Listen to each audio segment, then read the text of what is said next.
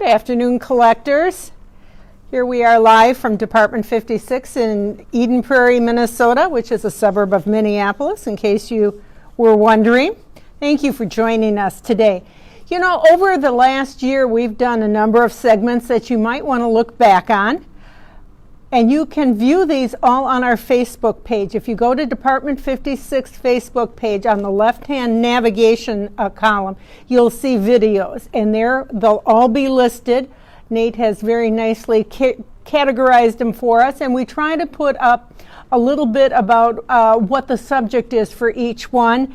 And it also tells you about how long each of these videos last so that you can plan your time. So this is where we archive them, and let us know if you want us to repeat something or if there's a subject we haven't covered. We'd sure like to know about that because we're always looking for new things to talk about. In fact, today is the first time I'm going to be letting you take a little peek into my treasure closet. I was doing a little cleaning here at the office and kept running into some old treasures that I periodically talk about. So I thought I would dust a few of them off and bring them out and give you a little show and tell about some of them. It's got to start with a disclaimer, though. None of these things are available for sale, nor do I know what their current values would be. But let us know if we show something that you have and what it means to you to own one of these treasures. A lot of these things are giftware or logo ware that we have had over the years. So I found a number of things from our 25th anniversary back in 2001. I'm sure some of you attended that event. It was quite big. There were about 10,000 people, including about 400 Department 56 employees and some of their family members who were on hand to give us a hand and help us celebrate in St. Paul, Minnesota, our capital. We had about 4 or 5 host hotels. We had field trips to various venues, tour of Department 56, and a visit from Gerald Charles Dickens, who was a descendant of Charles Dickens. We had a costume gala at the Minnesota History Center, and we had lots of seminars. That was what I spent my weekend doing. Rice Park in downtown St. Paul was the place where everyone gathered on the first evening. We had a picnic there, and we had a concert with a 1960s pop singer named Leslie Gore, and I'm sure a lot of you remember her biggest hit, It's My Party. So it was our party that night, and we had a wonderful time. I think I figured out after that weekend I worked somewhere between 80 and 100 hours just during the weekend, and it was fun. I'm not sure I could do that again. Will we ever have another event like this? I kind of doubt it. At the time, we had about 300 employees, and working at our Minnesota corporate headquarters today, there's a lot fewer than that. And we just don't have the manpower to put on an event like that. But we sure enjoy going out to your gatherings and your events and working with you on some of those kinds of things. So I want to start by showing you a few of those items that I found from the 25th anniversary. A lot of our pieces were boxed in black. They had our very famous logo on it, It Takes a Village. This was a key, which was like, a lot of people wore them like a necklace. So this was a silver key, and it says, Key to My Village, which, every house has a door and a lock. So there was the key to the village. That was one of the things you could buy at the event. Another thing that happened during the course of the weekend, this is I guess I'm going to call it a sweatband. We had a fun run on Saturday morning, and it was called Run Like the Dickens, and this is one that we still had in our back room in my little closet. Everyone who participated got one of these, and they also got a t-shirt that had Charles Dickens running on it, and it said Run Like the Dickens, so that was kind of fun. Couldn't find the t-shirt. Those must all be gone. Another one of our silver event pieces was this postcard, which is really quite heavy. I'm not sure if this was meant to be a Christmas tree ornament, but it is silver, it is heavy, and you can see on the back it really is silver because it's tarnished a little bit. It says, Welcome to Minneapolis, St. Paul. Had a great time, much fun, and very glad we came. And then it it has a place where you could put your name and mail it, I guess, if you wanted to. And it had the date. So the date was 8/18/01. So if you were there, maybe you have one of these in your treasured collection. And again, it was in one of our signature black boxes from that event. And the last item I have from the silver anniversary is an ornament that we had that was specially made for the event. And it really is quite special because it is a replica of our original headquarters, Department 56, One Village Place, and that just shows how detailed we get with our village pieces. And this is the building that we were in at the time of our 25th anniversary. We actually occupied the entire building. It was a 5-story building with a 10,000 square foot showroom. And now our showroom is about 800 square feet. So we're a little smaller than we were back in those days, but small but mighty, as one of our former CEOs would say. So there's that. Other things that I have found. These are some really fun things. Back in 1983, and this is a piece that I probably have had more requests to have people identify over the years because it does look like one of our little lighted houses. In fact, it does light. Let me show you.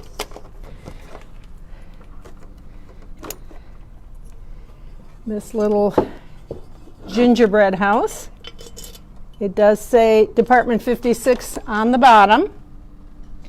And it says 1986, and it was from a line that we made, whoops, this way, okay, and it was called Christmas Morning, and as part of the line we had ornaments, we had little cupcakes and sugared candies that were Christmas tree ornaments, and light covers that you could put over your lights, and this was one of the larger pieces. And it was in the art department until about 2008 when one of our giftware designers was leaving. He brought it down. He said, "Melinda, I think you should take care of this." And I was delighted. I had seen it in pictures. I had identified it for many, many collectors over the years. I think at the time it retailed for about $30. Boy, have times changed.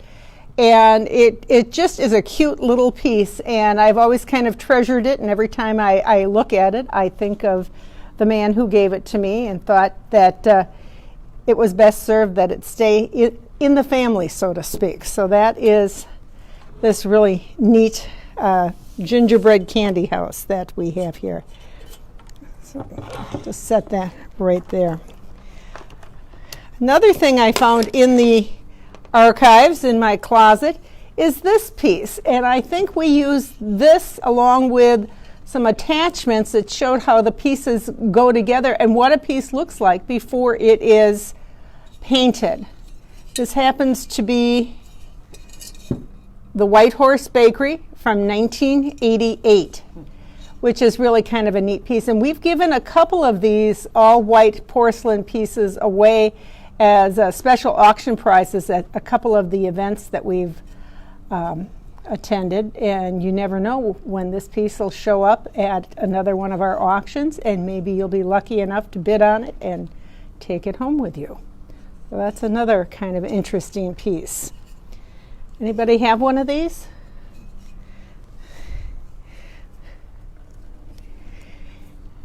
I'm not doing these in any kind of chronological order, just what happens to be on my shelf here.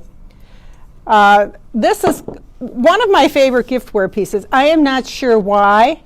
It kind of is it just shows the diversity of the kinds of pieces that we've done over the years.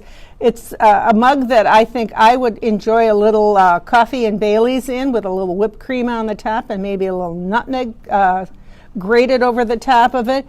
But it is one of our giftware lines. I think it was called Santa's Clothes, and the mug came in this tall size, and then it also came in kind of a short, fat size. And it's just been something I've always kind of treasured over the years and has been sitting on my shelf.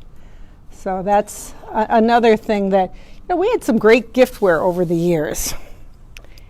And speaking of giftware, this is something I actually went downstairs in my basement this morning and brought out because I had a couple of other things. This is old. This is from 1983, and it's a music box. Let's see if we can get it to open up the right way here. There it is. And for those of you who are Dickens Village collectors, I'm not sure what song this plays because I've wound it up several times and it's never played for me. But I think it's really neat. Little kids really do enjoy this. But look at how detailed it is. Porcelain head and hands. The clothes are all actual fabric, knit, handmade. These were brought out at the same time that we had the Dickens Christmas Carol dolls. We did. You made that? I didn't make this, no. Department 56. Department 56 Really? made this. Wow. Nate is questioning this. Yes, this is Department 56. It even says so on the bottom. Nate, I'll prove it to you. See, there it is on the bottom. There it is. Yeah, we did a large music pop-up box, and we did a smaller size. It was probably about half the size. At the same time, and these were designed by Valerie Bunting, who also designed the Christmas Carol dolls, and I know many of you have those dolls, and they were dolls that were about 18 to 24 inches tall, and they were Bob Cratchit, Tiny Tim, Mrs. Cratchit, and Mr. and Mrs. Fezziwig, and Scrooge. So we did all of those back in the 80s, and in fact, not long ago, I was quite surprised. I've had this piece at home for a number of years, and not long ago I found these pieces that are from the same time. You can see how yellowed they are, the packaging, and I couldn't get the top to come off and couldn't get it to come off, and finally figured out that someone had used pins to keep this from coming off, so it's kept them in very good condition. These are ornaments that are made using the same drawings, and again, porcelain head and hands, fabric clothing, very detailed. Scrooge is the one I want to show you because he even has his little glasses on. And I think the reason these were all pinned to the packaging is because I think these were the ones that were on display in the showroom when they were actually part of the giftware line. And this is like 1983 to 1988. Here's one that we sold Tiny Tim just by himself, and I took him out of the packaging this morning because I wanted to show how detailed he was. And not very heavy, good to hang on either a live or an artificial tree. Sometimes the heavier ornaments don't go well on the live trees. They're better on the artificial. But the detail is absolutely phenomenal on these. And here's Scrooge. And Scrooge even has his little glasses on, which I think are just darling. And if you have the Scrooge dolls, if you have the Christmas Carol dolls, you'll recognize the design of this face. And all of these are from that same collection. So, yeah, we did quite a few different things Christmas Carol related. At the same time, we also did the little Christmas Carol cottages and the Dickens original 7 little lighted houses that the little houses you could put over your lights. We called them light-ups. I have a complete set of those. I think I'm missing one that kind of met its demise when the dog pushed the Christmas tree over one year. But other than that, I have them all, because I thought those were really neat. But these are really interesting old pieces that I thought you might enjoy seeing. Okay. Another kind of limited, it is very limited, is this piece. We have done a number of vans over the years, and this one says limited edition road show Village Express. And it was in gold packaging like that in 1990. I believe it was about 1995 when we went public. Might have been before that. I'm not I'm not quite sure of the year, but we, when our company offered stock in the initial IPO, we gave our stockholders each one of these gold vans. And it has a lot of information about Department 56 on here. It tells, it says the Village Express. It has our name with the logo on it. On the front, the license plate says 6436 CWP, which means City West Parkway. That was our address at the time. We actually had a van that we could drive that looked like this. It was all black.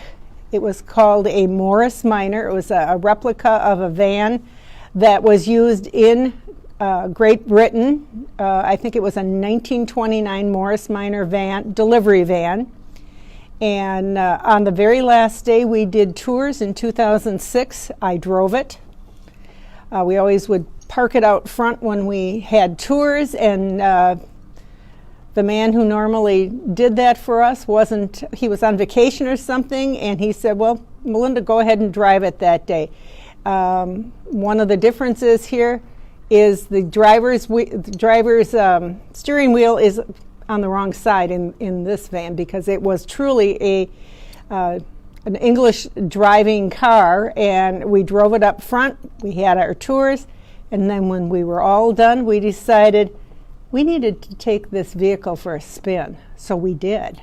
We drove through McDonald's and bought French fries, and the people at McDonald's they laughed so hard, and we took pictures, and I don't know what happened to the pictures, but I wish I had them, because it was fun, and the horn was kind of one of those auga horns, and we had a great time with it, eating our French fries on the way back from McDonald's. We couldn't take it very far because it wasn't a terribly reliable car, but we could get down the road to McDonald's. So that's our story about our van.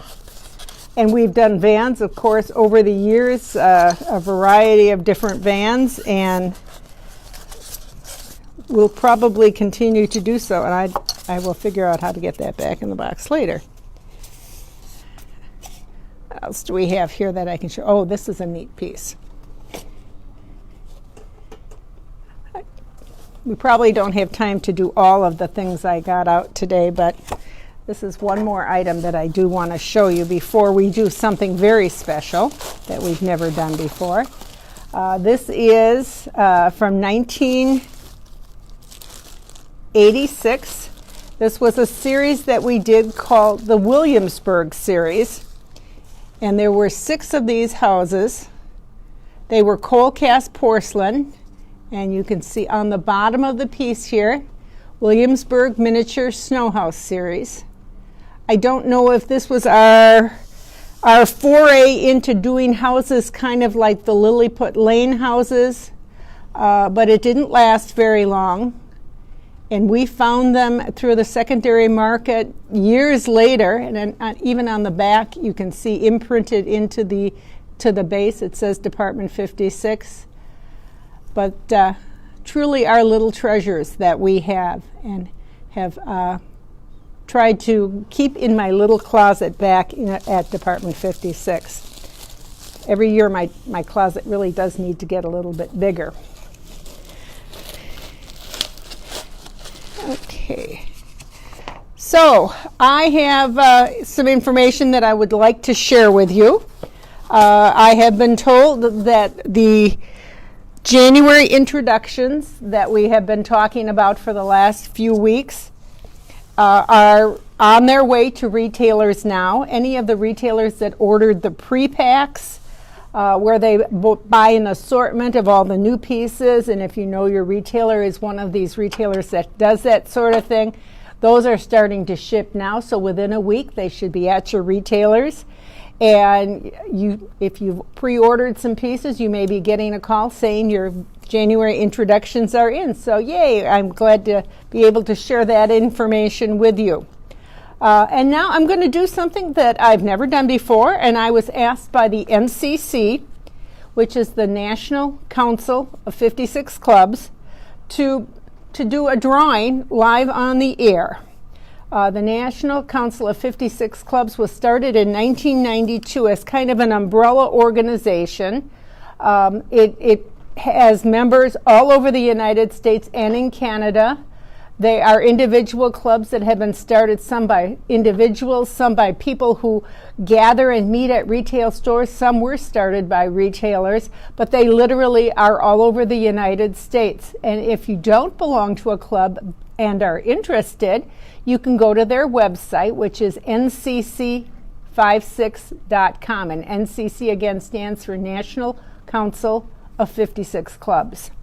And every year they have just a very minimal membership fee for each club to belong to the NCC, to get information, to join together, to use their website. They get a newsletter and they share information and really support each other.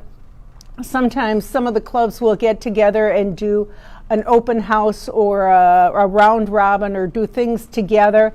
If they're in close enough proximity, they visit each other's clubs. It's a lot of great things going on through the NCC. And like I said, they've been together since 1992. And as an incentive, each year, all the clubs who pay their dues by the specified date get to put their name in to win a special prize. And this year, they asked me if I would pick the name. I tried to find a fishbowl, and the best I could do was an ice bucket. But I wanted you to be able to see that I was putting my hand in there. I've got the names of all of the clubs all over the United States that paid their dues by the specified date, and one of these clubs will receive a signed issue of Russell Street Books. This was the last piece that Barbara Lund, the Dickens Village artist, designed. She was nice enough to sign a piece, and the NCC will be presenting that to the club, whose name I am going to now select. Drum roll, Nate. And the name of the club is the Southwest Villagers in Region 10. I believe they're down in the Phoenix area. Hold it up. So that, see, that is exactly what it says. And so congratulations to the Southwest Villagers in Region 10. They will hear from one of our presidents. We have co-presidents Sue Cretion and Richard Puckett, and they will be taking care of getting that signed piece to you. And then the piece that I had here, every one of the regional reps, there's someone in charge of each of the 10 regions throughout the United States. And if they got 100% of their clubs to get their dues in, there were like six of the 10 regions got their names, their clubs dues in on time. And sometimes it took several phone calls to get that to happen. They're going to get this from me, and I will have Scott Enter sign it. It is a piece that's never been sold. It is called the Honey Baked Ham Store. And the Honey Baked Ham Store was made for honey baked hams, and they used it as a promotional item about 5 years ago. And I still happen to have one, and so that is going to be the prize. And I pre-selected that because I knew we wouldn't have quite enough time. And the winner of that is Julie Jackie from Region 9. And Julie will be receiving this piece from me. I will get that out in the mail to her next week. So congratulations to the Southwest Villagers and to Julie for all your hard work with the NCC. Join us next time, which will be March 26th, and I'm really excited to tell you that next time we will have a special guest. I will be interviewing Snow Village and Snow Village Halloween artist Scott Enter. So if you've got questions you'd like me to ask Scott, please list them on Facebook or email them to me. Let me know ahead of time, and we'll see if we can get all your questions answered. In the meantime, stay safe, wash your hands. Bye-bye.